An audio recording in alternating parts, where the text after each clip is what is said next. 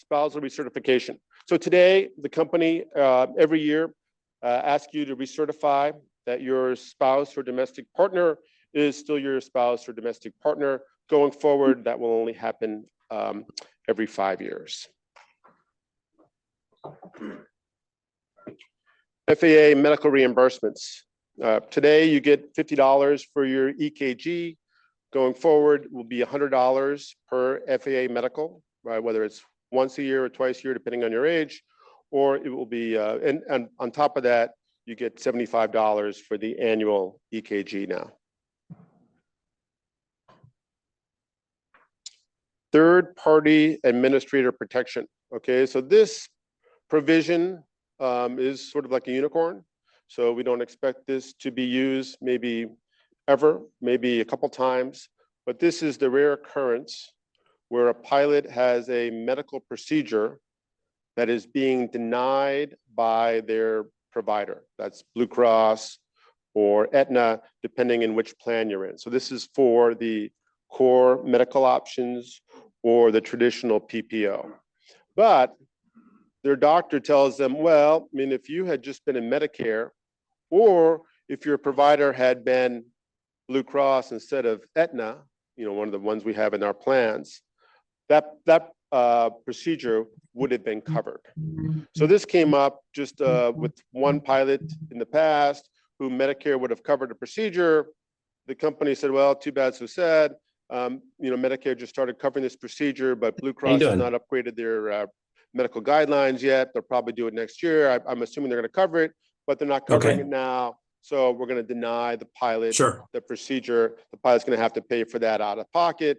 The pilot was a TRICARE person. Yes, I was. TRICARE, Michael got told the me. procedure covered. But we said we should never have a pilot in that situation again, where either Aetna covers it, not Blue Cross, or vice versa, or the government covers it in Medicare. Why is not our plan covering that? So this is a catch-all. So if that is to happen, this is the procedure to get that covered. The pilot would, bring that to us, and we will discuss with the company, find out how that would be covered, and then we will work with the providers to get that covered. So we think this will really come from the pilot's physician or medical provider saying, that's weird, it's not covered. I'm doing a consult, and we can't get this covered, but if we just been in Medicare, this other plan, we would have covered it. And this is a procedure to get that covered if they reach out to us to get that done. So that's what that language is referring to. Okay, sounds good. Now, I don't quite understand how to fix ability to retire from a personal leave and qualify for retiree medical. So we saw this where different people, furloughs, sometimes other leaves in the past, that they would have to come back for just a day to retire.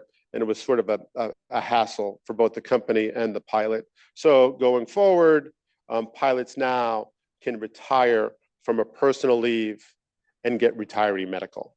Before, pilots had to be either on active service, on medical leave, or on disability to get that retiree medical. So we just made that just a little bit simpler from an administrative headache to just get that done.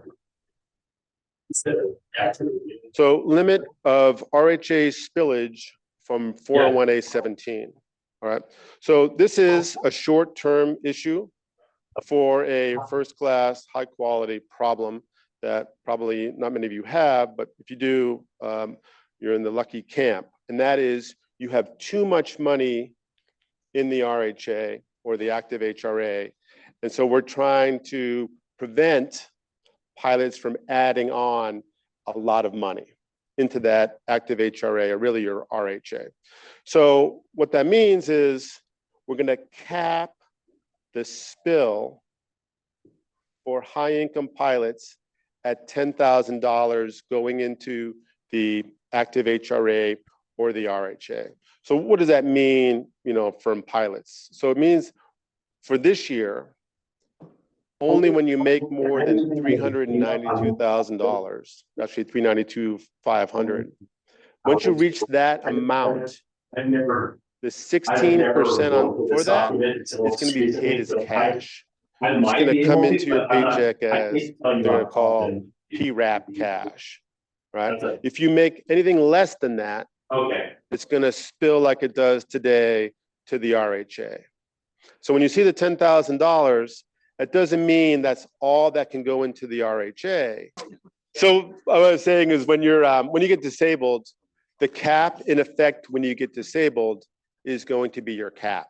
You are not going to keep moving up every year with a new cap. So if I got disabled in November of this year, this TA passes, your cap would be 13.5.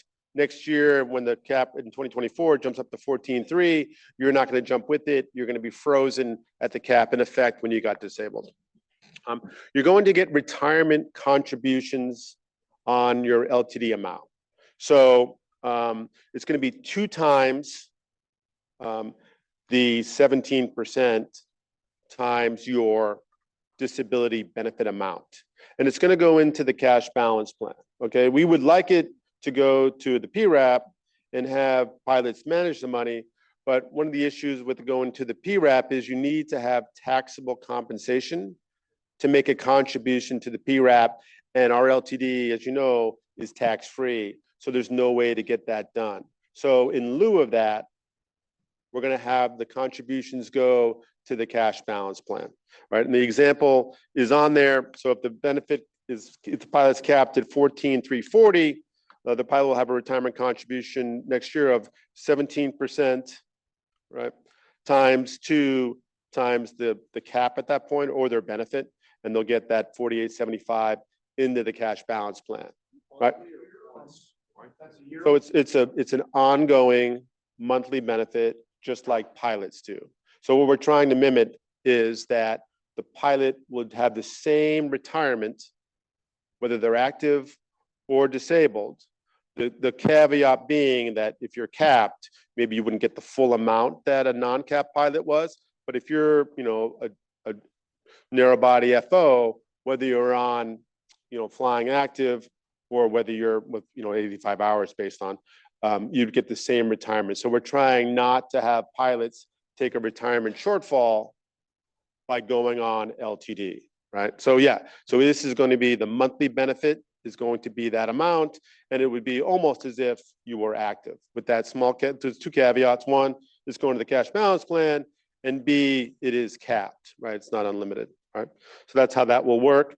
Until the cash balance plan is up and running, there's going to be sort of this credit that, because obviously there's nowhere for it to go, it's going to be held in abeyance. Now, I know they talked about the ESP, and there's this 15-hour plus up that you can get on top of LTD, right? So what we plan to do is use that to give you the retirement until that expires, till you run out of the 15 hours, and then use the cash balance. And so in the 15 hours will just be into going into the PRAP, not exactly at the same amount that you would for the retirement, the cash balance, and you'll get that as cash. So we're just going to move the deck chairs around a little bit for that first 15 hours. So try to get you the PRAP contributions and the same amount that you would have got to the cash balance plan until that runs out. Okay, and so that's the goal, because you have taxable income we can use now to make that contribution. So that is the goal on how we get that done, right? This is all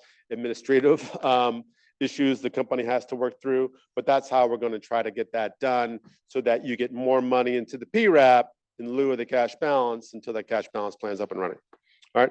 We eliminated all offsets, right? Today, if you don't know it, the California pilots, the Newark pilots, the Jersey pilots are upset because they're paying for their state disability, and they basically don't get it because it's an offset to disability. So going forward, the pilot, they're paying for it out of their paycheck. They will get LTD, and on top of that, they'll get their state disability insurance. Same thing with SSDI. So small, about 8-10% of the pilots that get disabled become Social Security disability eligible. And so now that's an offset. They get a payment from Social Security of $30,000, $40,000 a year. It just reduces their LTD benefit. That is going to go away. They'll get LTD. And on top of that, they will get SSDI. Now, again, these provisions are for pilots that get disabled after the effective date. The last piece is the waiting period. Remember, today it's 90 days. We've reduced that to 60 days, right? The goal being with that extended sick bank and these provisions, 60 days, try to mitigate those pilots from ever having the issue where they, hey, I don't have any money coming in the door. HIMSS benefit, all right? Yes, yeah, so I think it's the 29th or, yeah. First day of the October bid period is the goal, I'm told. So HIMSS benefit, increase the benefit to 24 months. Today, the lifetime benefit is 12 months. Pilots on probation are eligible. There was a little dispute on how pilots on probation are treated. This provision will affect all pilots, depending, doesn't matter when they are disabled. Okay, this is like a carve out from what I've been telling you about date of disability. This will affect pilots that are on HIMSS today, right? So this is, if you go into the treatment program for alcohol or drugs, this is to prevent you from not getting paid. So we're gonna bump that up because we're seeing that the FAA is sometimes slow to respond and drags that out more than 12 months, or it's hard to get your life back on track. This is a way to get money coming in the door for 2 years now. Medical procedures not covered by the medical plan. All right, there's a lot of words on this page. I'll try to explain it. So in rare instances, pilots on LTD need to do some medical procedures that most doctors would tell them are not medically necessary. For instance, a nuclear stress test. So pilots have heart attacks, they have different issues. One of the things they have to do normally is do a nuclear stress test to make sure their heart is doing better. The medical plan sometimes will cover one of those, sometimes it won't cover any of those. But the FAA has stringent requirements on what they need. And what we find in some scenarios is that the medical plan tells the pilot that's not medically necessary, and we're not going to cover the procedure. And the pilot's saying, well, it's medically necessary for the FAA. I need to get that done. And the medical plan says, well, I'm sorry, we're not going to cover it. And that's end of story. So this procedure is in there so that if your medical plan says, hey, what the FAA is requiring is not medically necessary, the disability plan will step in and say, all right, just pay it out of pocket, submit us the expense, and we will reimburse you to get you back to work so that you don't have to pay for different heart catheterizations, nuclear stress tests, certain procedures the FAA is requiring to get done, right? But the medical plan is not going to pay. Now, this is not a carte blanche to say, hey, I want to get some stem cell treatments that are in Germany. I can't get them here because I've got some issue. I'm just going to go over there and submit all these bills to the LTD plan. Okay, it's not that broad. It's narrow in scope regarding, hey, the FAA is requiring procedures X, Y, and Z to come back to work. Medical plan is denying that. This is a way to get that paid. Okay. Will this only pay out on LTD, or if you've got 1,000 hours of sick time and you need to get one of these procedures, you dip in the LTD to pay for this procedure, you're funding your LTD? Yeah, no, so you definitely can use that at that time. It's just for any procedures the FAA requires, but your medical plan won't cover. So it doesn't need to be on LTD. It's just to get you back to work. So it's about that the case. But for the most part, if you need that procedure done, you're going to be LTD eligible. It says the LTD Administrative Committee. Who is that? Is it made up of union and company? Yeah, good question. So the LTD Administrative Committee is a committee we meet every second Wednesday of the month to approve all pilots on LTD and review different cases. That is a 5-person committee, 3 company, 2 union members. If there is a dispute where 2 people have a course, a different view on whether to approve a pilot or, say approve this case, then that is enough to make it go to a benefits board, which is sort of this pseudo arbitration board where we might bring in a third-party administrator, arbitrator, and have a formal hearing on the case. So even though it's 3 company, 2 pilots, it doesn't mean we get rolled and it's just full stop, you're done. If 2 pilots disagree with what the company 3 members saying, then there's a dispute process where it's almost as if we're 2-2 when it comes to that. It's a pretty collegial group that we, discuss everyone's cases and see how we're, what the claims are each month. And so that provision, that committee is going to handle disputes regarding this procedure and also whether there's a dispute with the extended sick bank, right? Remember, the extended sick bank, you have to provide medical documentation. I think it's justified medical documentation. I'm not sure the exact term with the ESB, right? That goes to corporate medical. They're going to approve that. They're telling us it'll be a quick turnaround to get you paid or get pilot paid. If the pilot, corporate medical says that's not a valid justified medical expense, and the pilot disputes that, that will be elevated to this committee, right? And if this committee deadlocks, to the 2 union members disagree, then it's going to go to that arbitration board. Right. So that is how that process will work. Something you would help pub it or PDR it, or how would you seek being reimbursed? Yeah, that's a good question. I mean, well, the PDR would work, but I'm not sure we've worked out the exactly formal steps. But I think you would, you're basically hearing from Corp Med that is denied. I think there must be like appeal process with Corp Med, and they will have to kick it to us. Like the exact steps that we're going to do with that. That's a good question. I haven't heard, but I think either you raise it to Corp Med, then I'm appealing, and then they'll come to us. And if they can't get that to work, I think we would just, file a PDR or call out your rep, and we will work that process through. I don't think we've had that discussion, but I think we will work that out. So I think it's just going to be you raise your hand and say, I appeal, and we'll go through those steps. All right. Okay. Company paid life insurance. Basically, that is doubling, right? So if a pilot unfortunately passes away after date of signing, they will get basically 2 times or 2,052 times your blended hourly rate. Today, it's 1,026. So we are just doubling that. The example is on there. If the wide body captain passes away after date of signing, roughly they're getting a little over $900,000 now. Cleanup. So we are incorporating some of LOA 1204 medical and dental rate setting.